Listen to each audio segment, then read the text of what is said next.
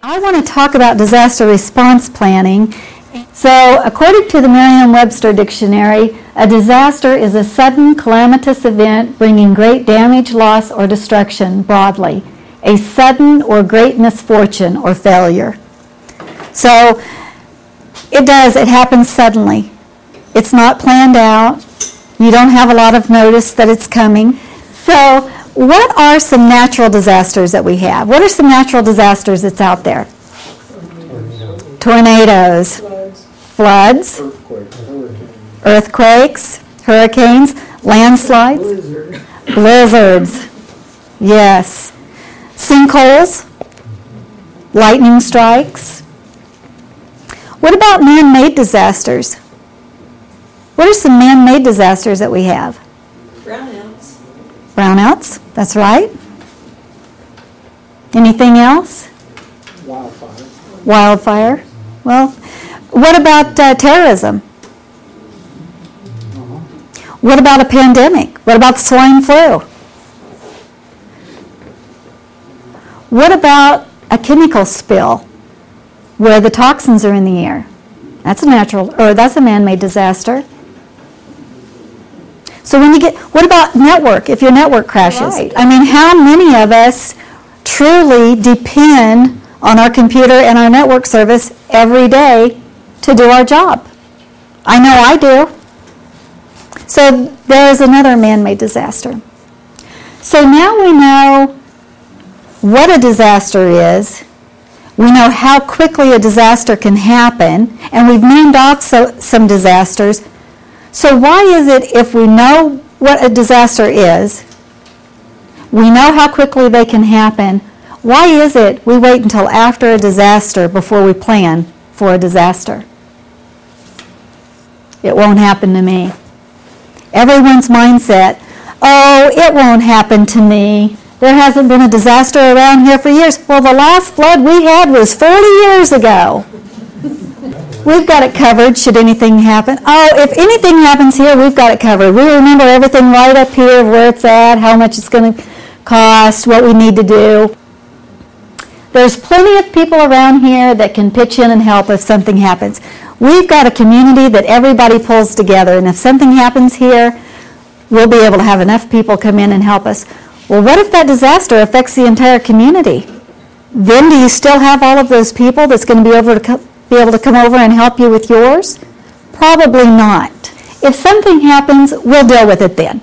We don't have time to worry about it right now. If something happens, we'll just take care of it then. If we wake up tomorrow morning and we get into the office at 7:45 and the first 3 floors are flooded, we'll just clear our calendar and we'll start working on it. Right. So, do any of these excuses sound familiar? Have you ever used one of these excuses or know someone that has? Whether it's for a business, your home, we've all done that because we all have the mindset, it won't happen to me. It's not going to happen here. It hasn't happened here for years. We don't need to worry about it. This is a church that suffered a large fire. This church probably didn't think that they would be having a disaster. I doubt that they figured someday it was going to happen to them. They probably thought it will never happen to us. We're careful. We don't have to worry about it. Here's another church that suffered a fire. It started in the kitchen. It affected the entire lower level and second level of the church.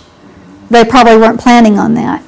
I would imagine the business that owns this building never in a million years thought the bus that drives by that building every day, 2 or 3 times a day, would someday actually drive into their building instead of beside their building. I would imagine they didn't plan on that. So here's some facts to consider when you're talking about disasters. Non-residential fires cause $2.6 billion in damage in a single year. Now, keep in mind I said non-residential fires. That's buildings, that's businesses. Water damage is the second most severe source of property damage after fire and smoke. And if you have fire and smoke damage, I guarantee you're going to have water damage, because by the time the fire department's finished, you're going to have a lot of water in that facility. In buildings over 50 years old, water damage may even be more significant than fire. And earlier when Sue was talking about the top 10 list, priority list, and she was talking about the frozen pipes. Being in the emergency restoration business in the winter, we are extremely busy. Most of the calls that come in that we go out and take care of is frozen pipes in old buildings that has burst and caused flooding. Those pipes are old. They're worn out. They can't handle all that ice. So they burst, and then you've got an entire building that's flooded. And we're not talking a trickle of water. We're talking a steady stream of water. It causes a big mess. Each year, disasters, whether natural or man-made, force thousands of businesses to close. 25% of the businesses that close after a disaster will never reopen. Costs too much money. They don't have a plan in place. It takes them a while to get the business back up and running, and by that time, they're out of funds. They have to close down. And I will tell you, when I used to do hurricane duty, there are a lot of businesses, even businesses that were not small, that by the time they got to a point where they could get back up and running their business, they had to go ahead and close the doors.